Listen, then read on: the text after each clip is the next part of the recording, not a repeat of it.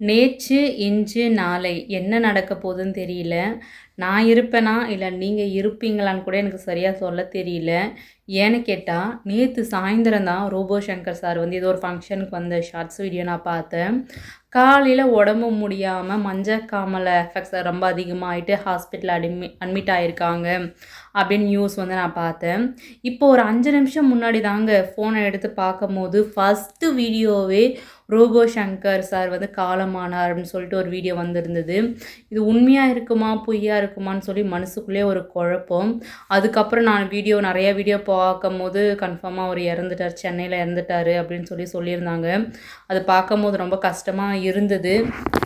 இன்னைக்கு இருக்கிறவங்க நாளைக்கு இருப்பாங்களான்னு எனக்கு சொல்ல தெரியல.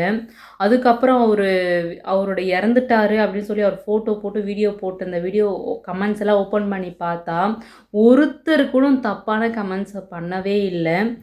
அவர் அந்த அளவுக்கு வாழ்ந்துட்டு போயிருக்காரு. எல்லாருமே அவர் இறந்ததுக்கு ஃபீல் பண்ணியிருக்காங்களோ வச்சு, ஐயோ! அவன் இறந்துட்டான். போனா போட்டும் அப்படின்னு சொல்லவே இல்ல. வாழ்ந்தா அப்படி வாழணும். இது என்னுடைய தனிப்பட்ட கருத்து. அடுத்தவங்களுக்கு நல்லது செய்ய முடியலனாலும் பரவால்ல. அடுத்தவங்களுக்கு எந்த கஷ்டத்தையும் குடுக்காம, அவர் வாழ்க்கையில அவர் வாழ்ந்த வரைக்கும், இன்னைக்கு வரைக்கும் அடுத்தவங்கள சந்தோஷப்படுத்தினாரு. ஆனா, இறந்த அடுத்த நொடியிலிருந்து யாரெல்லாம் அதிகமா சந்தோஷப்படுத்தினாரோ, இப்ப அதிகமா கஷ்டப்படுத்திட்டு போயிட்டாரு. ஸோ, அவருக்காக அவருடைய ஆத்மா சாந்தி அடையணும்.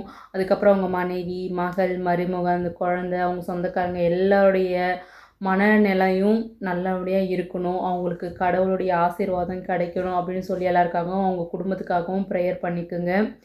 ஸோ, எனக்கு என்ன சொல்கிறதுனே தெரியல. ரொம்ப கஷ்டமாக இருக்குது. இப்போ தான் நான் டியூட்டிலாம் முடிச்சுட்டு ரூமுக்கு வந்தேன். அந்த வீடியோ பார்க்கும்போது ரொம்ப கஷ்டமாக இருந்தது. அவர் எனக்கு ரொம்ப பிடிக்கும். நிறைய காமெடி பண்ணுவார், நேச்சராக பண்ணுவார். கேலி கிண்டல் பண்ணும்போது கூட அது அழகாக இருக்கும். ஸோ அந்த மாதிரி மனுஷனை வந்து இழந்துட்டோம். ஸோ இதுக்கப்புறமாவது நம்ம கூட இருக்கிறவங்கள கஷ்டப்படுத்தாமல் பார்த்துக்க ட்ரை பண்ணுவோம். தேங்க்யூ.